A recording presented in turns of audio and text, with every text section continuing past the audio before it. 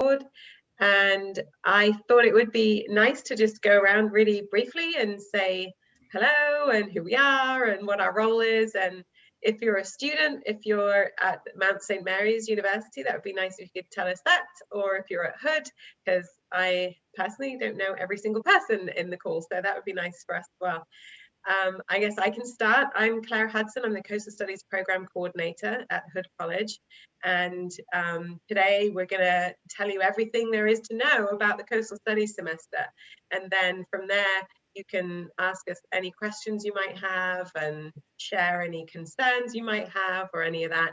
And then we'll get into more detail about, how we get the ball rolling. If you're interested in taking coastal semester, what it would mean to get you enrolled and all of that. So that's me. I'll just start from the tiles I can see. So Catherine, you're top left. You want to just say hi? Yeah, I'm Catherine. I'm the field technician at the Center for Coastal Watershed Studies, and I've been on the coastal semester trips last year. So not this past fall, but the previous fall, and I got to help out with everybody who went there. So if you have any questions, you can feel free to ask me. And Susan. I'm Susan Simonson. I am in charge of some of the water quality projects at the Center for Coastal and Watershed Studies. I am here at Hood's campus a lot. Even though I do most things virtually, I am here at Hodson Building, and I'm going to be teaching the community Coastal Community Lab and helping with the practicum. Katie and I will be co-teaching that course. Thanks. And Jess? Hi, I'm Jess. I'm a junior at Mount St. Mary's. Oh, great. Well, welcome. And Katie? Katie Huy. Because there's a couple of Katies, I guess. I know, there's always a bunch of Katies. Wherever we go, there's a lot of us.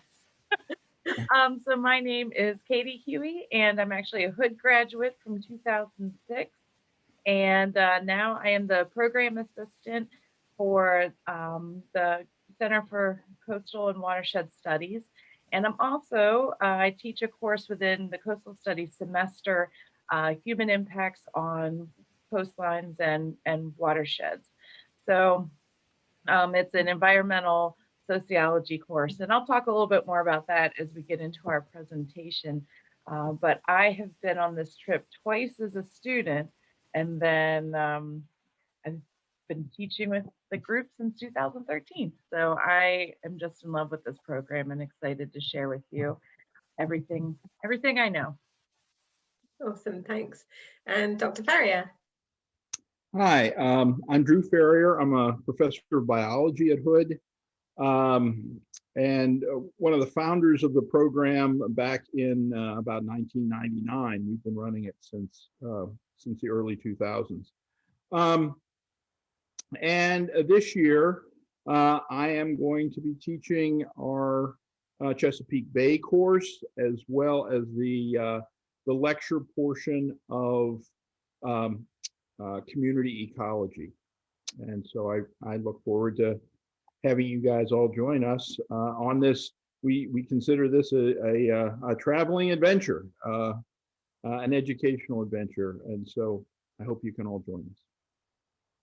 Thank you. And Katie Balla. Hi, I'm Katie Balla. I'm a junior at Hood. Thank you. And Donovan? Hi, I'm Donovan, and I'm a sophomore at Hood. Okay, great. And Dr. Kula is with us. I'm Abby Kula, and I'm a professor in environmental science at Mount St. Mary's. Thank you. James? I am James. I'm a new student here at Hood. I'm a junior and a archaeology major. Okay, great. Nice to meet you. And Kate? Hi, I'm Kate, and I'm a freshman at Hood. Good to see you again. I've had Kate in a class or two, maybe just one now, actually. Two? Can't remember. Just the one. And Brooke? Hi, I'm Brooke. I'm a junior at Hood, and Katie Huy was actually taught me biology in FCC when COVID was going down. Oh, well, fantastic. That's great. I'm glad you're here. Skylar? Hi, I'm Skylar. I'm a sophomore at Mount St. Mary's. Oh, great. Welcome. And Caitlin, do you go by Caitlin or are you a Katie? I go by Caitlin. Okay, fantastic. We're at Hood College. Okay, great. Nice. Kevin? Hi, I'm Kevin, and I am a sophomore here at Hood College. Okay, welcome. Thank you. Michaela? My name's Michaela, and I'm a sophomore at Mount St. Mary's. All right, welcome. Emily? Hi, I'm Emily, and I am a freshman at Hood College. Okay, great. Welcome. And Claire? Hi, I'm Claire. I'm a freshman at Hood College. All right, nice to meet you. Well, great. This is a good turnout. Okay, this is the link. Oh, yes. So thank you, Susan. There's a link in the chat. Hopefully everyone can access the chat because sometimes it's disabled, but there's a link there. If you all could at some point during the presentation or at the end, feel free to log into that and give us your name and your email address so we can keep in contact with you as things progress. As we move forward, getting you guys registered if you're interested in the Coastal Studies program after this. So I think I'll just go ahead and start with a little presentation that we've put together to give you guys some more background if you have had a chance to maybe see the short video that we have up on our website. I don't know why it started on the third slide, but anyway, there's a short video posted on the Coastal Studies program page of the Hood College website, so you can take a look at that and read a bit more about the program, which perhaps you've already done, but just for now, I thought I would go through sort of the nuts and bolts about the program. So the program itself is really a travel-based program. It was originally designed back in 2000, as Dr. Ferrier was saying, as a completely travel-based program. The entire semester was traveling up and down the East Coast of the United States. So it was really quite a major commitment. So over the years, we've pared it down so that the trips throughout the semester are smaller, and there's only 3 in the semester, which we'll talk about. So it is open to any major. You don't have to be an environmental science major at Hood College. You can, there's a couple of requirements. You would need your English and a lab-based science to be able to participate, but those are the only requirements. And it is offered in the fall, and it's offered every other fall. So this is the time now that we're going to be starting to ramp it up, and it will be offered this coming fall. So we're really excited about that. If you are an environmental science and policy major at Hood College, you can concentrate your major to have a concentration in coastal and watershed studies. And if you're also considering a minor, you can take the minor as a coastal studies student. And I don't know, Abby, whether or not you want to chime in right now to let your Mount students know how it's going to roll out for them really quickly. So the actually I was need to go back actually since the courses have changed a little bit to double check exactly how things are going to work out. But I can say that many of the requirements of the environmental science major are fulfilled through participation in the program, and then almost all of, I think all but one course of the minor are fulfilled by the program. Okay, wonderful. Okay, so a little bit about the program. It really is focused on coastal environments with a sort of watershed-centric approach to understanding the biology and the ecology within the Chesapeake Bay watershed. So you'll have lots of opportunity to practice environmental science while participating in the program, because a lot of what we do focuses on watershed issues, and we start at the headwaters of the Potomac, for example. So we're doing some inland watershed issue type environmental science, and then we work our way down through the Chesapeake Bay and then to the marine side of the bay. So it's really all encompassing, and it sort of gives you a really good overview of everything that's going on within the Chesapeake Bay. There are classes that you will take throughout this semester, and they will be in a block schedule. There'll be 16 credits total. So the nice thing about this is everybody works together as a cohort. So you will see the same students every single day, for better or worse. Most of the time it's for the better, and you can gain some really close friendships with this type of a program, because we're traveling together, you're cooking together, you know, you're just always working with each other on labs and so on. So it has a really nice feel. Everybody works together for the entire semester. We'll talk more about what the fee is going to cover, but essentially there is an additional fee on top of the tuition for all of your classes, and that's set right now by the college at $1,400, and that covers all of the expenses related to the Chesapeake Bay semester. So I mean the Coastal Studies semester. So it covers all of the expenses like transportation and lodging and our boat fees, our guest speaker fees, museum fees, anything else that's on top of just your regular in-class stuff will be covered with that additional fee that you'll pay. Oh, and if you are on a meal plan at Hood College, then the college works with you to refund you your expenses for your meal plan when you're off campus, if that makes sense. So we're spending that $1,400 per person on your food while you travel, so there's no sense in you paying both, right? So you'll get a refund for 3 weeks that you were off campus during that semester. So let's talk a little bit about the logistics, like what are we hoping for, right? I'm giving you this presentation with the mindset that everything's going to be back to normal in terms of COVID, but we will tell you a little bit about how we're going to manage that if things change. So right now, we plan to travel in vans. We will rent vans through Hood College, and then we'll carpool together and travel to the various different locations and stopping along the way as we get there. We stay for an entire week from Monday to Friday. So every location we go to for our 3 major trips, we check in on Monday, we work throughout the week, and then we check out on Friday and we're home that Friday evening.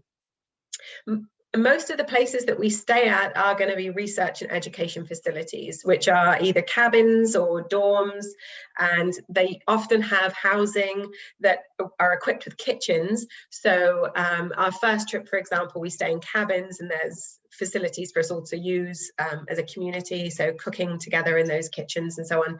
And a lot of the places we go to will also have laboratory access and library resources. Most of them will have computer and internet access, except for the first trip, because that is out kind of in the boondocks.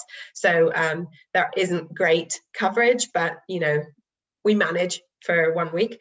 And along the way, we'll also be doing some side trips, which will be local trips within Frederick County or Maryland. Some of them would be, you know, really local, like to the Catoctin Furnace. Some of them might be even further away, like Conowingo Dam. But we will try to pepper some day-long excursions throughout the semester. The other nice thing I should say about everyone being in a block schedule is that it allows the opportunity for some flexibility. So for instance, if a conference pops up, or you know, there's a meeting at the Capitol, that we were a town hall meeting or something, and we were all excited to go, we could reschedule lab and just say, okay, we're going to go that day, and everybody is available to go because you're all in the same classes, you're all being taught by the same professors, and it just gives us that bit more of a flexible environment for our learning together. These are a few little places that I've highlighted that are potential places to visit during the Coastal Studies semester, and as you can see, they're all sort of peppered throughout the watershed. If you go to our website, there's actually a really nice interactive map that you can check out, and it has much more detail than this, but you can have a look and click on the different sites, and it'll tell you a little bit more about all of the potential places that we go to. So here are the classes that you will take. This year it's slightly different because the ENSP 210 course, which was coastal oceanography, will not be taught in the fall, and so the replacement for that is going to be biology of marine organisms, which is new for this year. Now I know Some of you may have already taken that, and we would like to discuss the alternative plan for those students. And there is a really good plan in place, so not to worry about that, but we can talk about that after if you've got questions. But for now, this is an opportunity for your professors to talk a little bit more about the classes that you're going to be taking. So I don't know who wants to start. You can kick us off, and then we'll discuss the kinds of trips that come after this. Oh, maybe Drew, yeah. Yeah, you want me to start? Yeah. Okay. I will say a couple things about the biology of marine organisms, although the instructor isn't able to be with us this afternoon. This course, although it would be considered a marine biology course, has quite a bit of flavor of physical and chemical oceanography in the first third of the course. Many of the things that you might have gotten from our coastal oceanography course, you'll get in this course, excuse me, as well. The coastal community ecology course is quite wide ranging, as Claire mentioned. We do focus on the whole Chesapeake watershed, and so in some instances, we will be talking about aquatic and terrestrial environments in the watershed that aren't necessarily adjacent to the coast. And this, though, is looking at the big picture from an ecological standpoint. And I'll contrast that with the Chesapeake Bay Human Impacts on a Natural System, which is another course that I teach. This is a highly interdisciplinary course, and so we will talk about all aspects of all disciplines as they are associated with the bay itself. We could be talking one day about the geology of the bay, the next day about its oceanography, the next day about its ecology, but then we would even get into such areas as the history of the bay, both indigenous cultures as well as European settlement. We would talk about the economics of resource use in the bay, and so forth. So it's a fun course. It really delves into lots of different areas.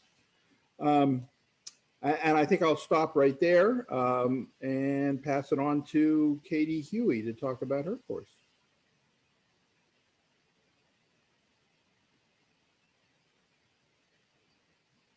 Katie, are you there? Is she muted? Well, she's muted, but she's also maybe frozen. Oh, no. Yeah, she's frozen. Oh, she's back now. Okay. Okay. At first I thought it was Drew, and he said, "Oh, we'll stop right there." I was like, that was good timing. But then I'm like, oh, it's me. Everyone is okay. So again, my name is Katie Huy, and I teach the human impacts on coastlines and watersheds. And this has been an evolving course since I started in 2013.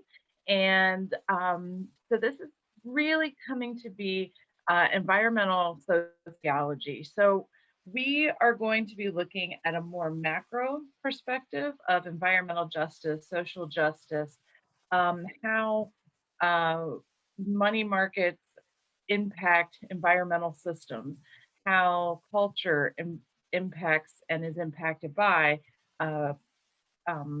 natural systems. So we're looking at that intersection of social and natural systems and how they're working together. And what that means for resource planning and resource management, and how that has changed over time as a result to our understanding of how natural and social systems interact. So, but what we do is at least once a week, we have a field trip or a guest speaker. So, for example, the first week we go to Schifferstadt, which is just down the street from Hood, and we learn about how what the history of the land right where Hood College is how that was bought and sold and farmed and then sold again and through time, so that we can understand how the water systems and land systems right where we are have been impacted by all of these other social systems, and why those social systems chose this place to be. We'll go to the Catoctin Furnace. We have lots of different places. And then the beauty of Zoom is now I can get in touch with lots of people and I can bring them to us. So we'll have some guest speakers who come and join us. And all of these things are going along with what our syllabus is. So I find that this is a really nice way to bring in that social narrative and social discussion. So it is very highly discussion based. So you have to come in ready to have a talk. There are no PowerPoint. That's good. That's good. I know. So we have a slide on practicum, so maybe we can talk more about that when we get to that slide. Yeah, sounds good. Okay, cool. All right. And why is it not clicking? There we go. Right, so our practicum course, I don't know if you guys want me to talk about this from the past perspective, or if do you and Susan want to take this? Sure. So practicum, this is a project-based class that I'm very excited to be co-teaching with Susan this year. And in the past, we've done all kinds of projects. So we have looked, last year we were looking at, and please correct me if I'm wrong, because it was Drew and Claire last year. So, and yeah, every year before that. So it was hydroponics and looking at the different growth. Is that? Yeah, we set up hydroponic systems to determine which sort of fertilizer regime would work best, and we had it as an angle towards sustainability, and so they were tracking water use and fertilizer use and all of that, and biomass accumulation from the different treatments and so on. And then the previous year, or the previous class I should say, was really involved in helping design vegetable rain garden beds, which we've installed in several different places throughout Frederick. And their main project really was to help build them, but also to present at a STEM fair through the Department of Agriculture. So we went, you can see these two pictures on the right. They had to give sort of a poster presentation to a group of students who were passing through this STEM festival. So they got a lot of experience from that. They some enjoyed it, some were really not enjoying the public speaking aspect, but they did a really nice job. And what I love so much about this, about practicum, is that you're looking at solving a problem. So the overarching problem that we were looking at was food insecurity in Frederick. And so connecting with the Frederick Food Security Network, that's right in our coastal, right within the center. So I have just found that to be so much fun, looking at all of these different angles of how our community can benefit from collaboration and participation together. And of course, that's my social science part of it. So, yeah. So that's the fun part, is you see the science and all the interdisciplinary work that goes into these solving and improving these problems. Great. All right, so we can talk a little bit more about the trips in general. The first trip is out to Western Maryland, and oh, there's a chat. Is that a question or? Oh, okay. Nope. Oops, sorry a minute. I'm trying to get the chat out the way. So the first trip is out to Western Maryland, and this is the one I was talking about that's more watershed centric. So we're going to be out in New Germany State Park, and we'll be looking at the headwaters of the Potomac, and we talk to some people who are, you know, from nonprofits and other scientists who are in the area performing their own research on some of the environmental problems that are associated with that part of the state. There's a lot of acid mine drainage, so students get an opportunity to visit with a professor at Garrett College, and they take us to a site where we can see the acid mine drainage and how they're trying to mitigate that damage in the headwaters of the Potomac. So you get to see it firsthand and smell it and walk through it, and it's really quite astonishing to see the sort of destruction that's been going on out there, and it's going to last for another 1,000 or more years probably, based on how much acid mine drainage there is from the abandoned coal mine that's up there. So we get to see a lot of that, but you also get to see some of the most pristine environments that are actually in Maryland. So you spend a lot of your time working on the Savage River, which is one of the best rivers in the state of Maryland. So you get to do some work out there, and you're collecting benthic organisms and trying to do a lab that's associated with that in one of the courses. So there's a lot of getting your feet and hands wet, that's for sure. You're in the water pretty much every day. We normally get a DNR specialist, a fish biologist, to come and meet with us, and he teaches us how to electrofish, which is kind of fun.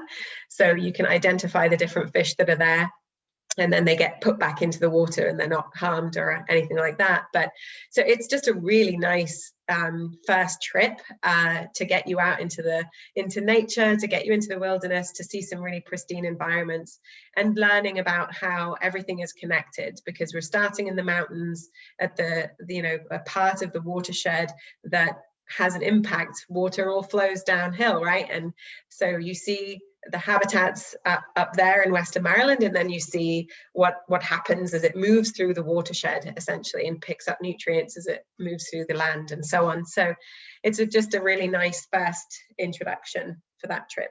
Oh, and the dates for this will be from September 13th to September 17th. That's the Monday through Friday. Oh, there we go.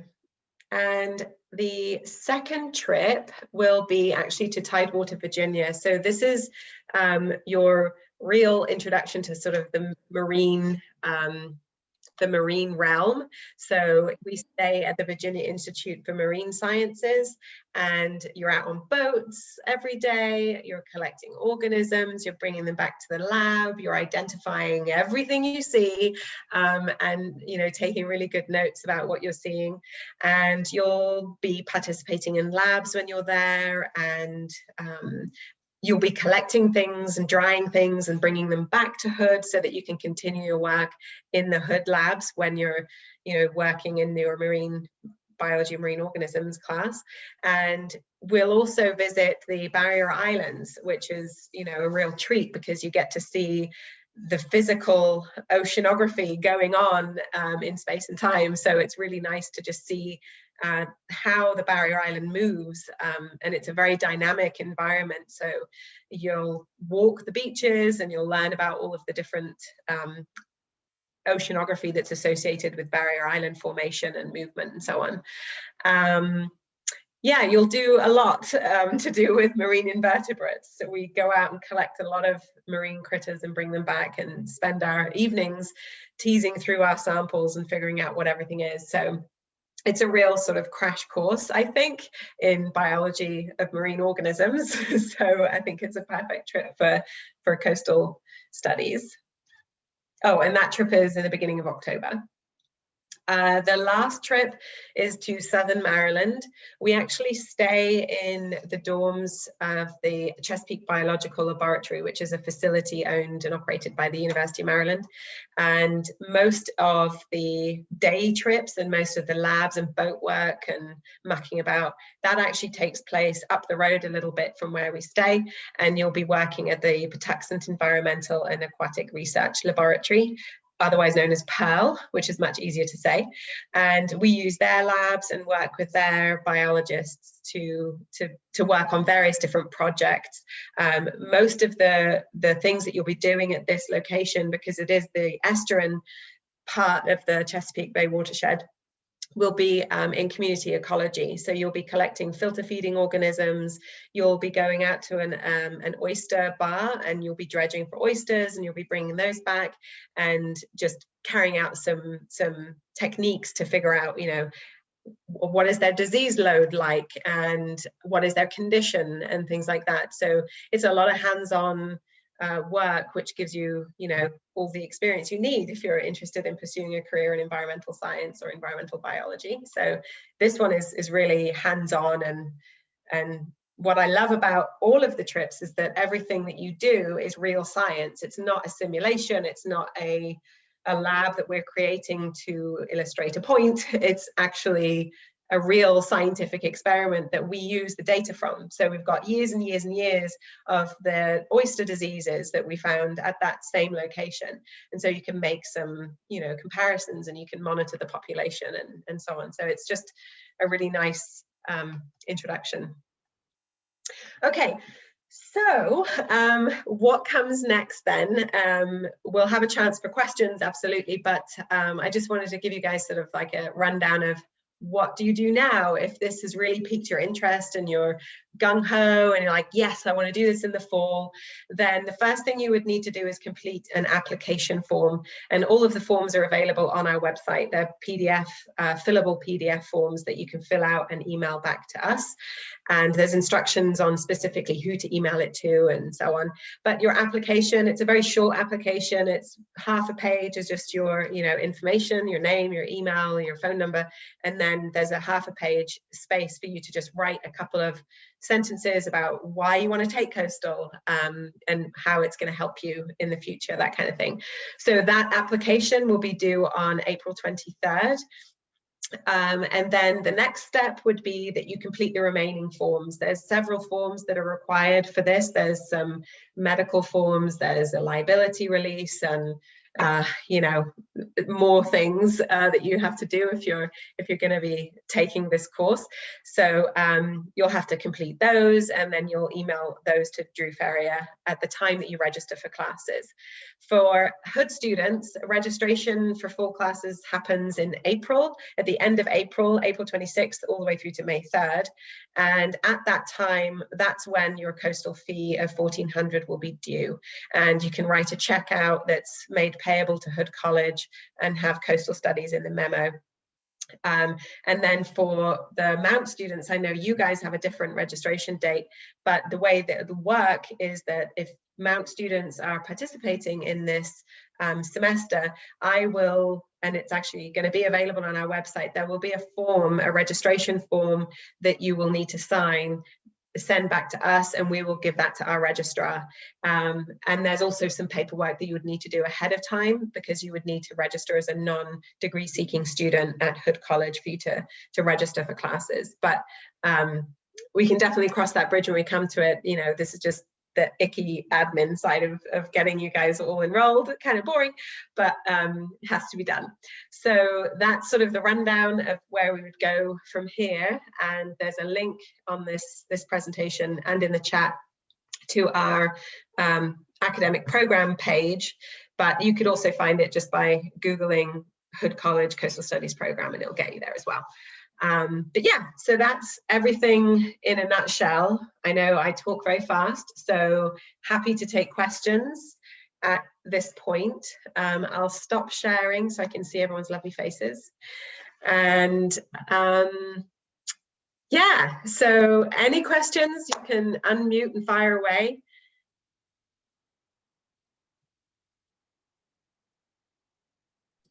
Okay, I have one. So I've already taken biology of marine organisms. So I know. I don't know if you want to get into that now, or if you want to, like, if I should meet with you separately to talk about that. Yeah, why don't we hang on at the end if you've got time, and we can just chat one-on-one about that. But we've got a plan for you, Katie. Okay. Are there any questions for Dr. Kula, maybe, from Mount students? I did gather my thoughts about the courses. Okay. So I got my thoughts organized on that. So it looks like what will happen is once this goes through the formal approval process, that the coastal community ecology will count for the ecology course that's required. And the biology of marine organisms will count for one of the electives that are required. And then the 2 human impacts type courses will count for the 2 interdisciplinary course requirements. And the practicum will count for the experiential credits. So, so yeah, it ticks off quite a few of the requirements for the program. Great. I had a random question. I have like accessibility forms. Will those still be like taken into account like on the program? Yeah, sure. Yeah, we work with students. Yes, in short.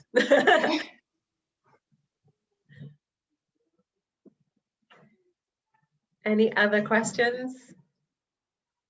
Comments? I was actually wondering if this program incorporates any like kind of GIS work. That's a really good question. So if you're considering taking the concentration in coastal and water, you're from Hood College, right, James? Is that correct? Yes, ma'am. Okay. So if you're going to take the concentration in coastal studies, then yes, there are courses related to GIS outside of the coastal studies program. In previous years, we have incorporated GIS, but that was in the coastal oceanography course, which is not going to be taught in the fall. So, but yeah, good question. Thank you. Yeah. So how many of you are feeling like this is something you want to pursue? If you want to be so bold as to put your hand up or give me a thumbs up, we can gauge interest. Katie, yes. Yeah. All right, awesome. Excellent. Okay. Well, if you don't mind going through back to the chat and finding that Google Doc, maybe I can I'll copy and paste it back in for everyone again. If you haven't already accessed this Google document, please do so we can keep in touch with you. And even if you're sort of not interested, still add your name so that we get a feel for, you know, who is and who isn't interested. It's still just as important. And my email is hudson@hood.edu. So feel free to reach out and ask any questions if they come up.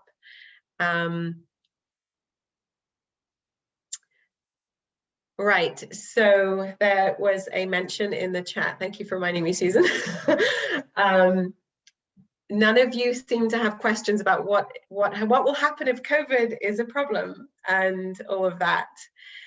But what I can tell you is this: we will be running the coastal studies semester because it's actually, there are many students who really need this. It's the last opportunity for them to take it. And we have been approved to run the coastal studies semester in one form or another. And we are going to make every effort possible to make it as close to our original plan as possible. But obviously, if we're hamstringed and travel restrictions are applying to us, we'll have to figure it out, and we'll pivot and we'll do something as best we can.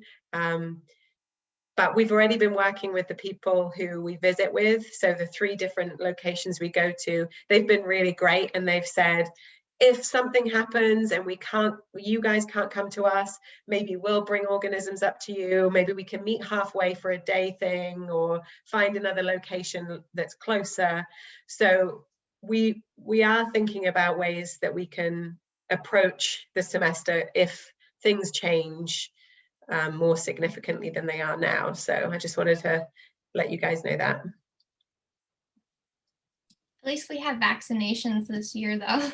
That's right. Yeah. So I am really hopeful that it's going to be okay. It'll be as close as possible as we can get it, given the fact that we do have vaccinations. So yeah, you're right. Let's think positive and hope for the best, and cross that bridge when we get to it, if that's. Well, ideally, we'll be working outside, which is the best place to be, right? Yes, exactly. So we're in a better situation rather than being inside in a classroom. So coastal semester is probably a better a better option. Yes, I agree. Any other questions, concerns, comments? No. I will say to Jess and Skylar and Michaela, I don't think any of you three are my advisees, but with advising week starting next week, if you want to discuss through some different paths to getting your coursework fulfilled, even beyond that semester, so how do I fit this semester in? I'm happy to meet with you ahead of your advising meeting with your advisor or afterwards, or anytime, just let me know. And I'll see all of you in class anyway, so you can let me know there. Okay, well, we'll be putting this recording up on our website or YouTube. So if you know any friends that are interested, or you want to recruit a buddy to go on this semester, we will have this web session available to you to check out. Yeah, for sure. And I will also say we are a little bit restricted to the number of people that we can take on coastal studies. So it's usually restricted to 16 or 15, I think, actually, come to think of it, because of the vans that we can hire. So that's something to bear in mind as well. So if you are interested and you want to kind of reserve your spot, then get that application in as soon as possible. So yeah, that would be great. Well, if you don't have any more questions, then absolutely feel free to sign off. And Katie, if you want to stick around, and we can chat a little bit more about the biology and marine organisms course. Thank you. Thanks for joining, guys. Thanks so much. Thank you, guys. See you. I just wanted to say, Claire, quickly. So I was in touch with the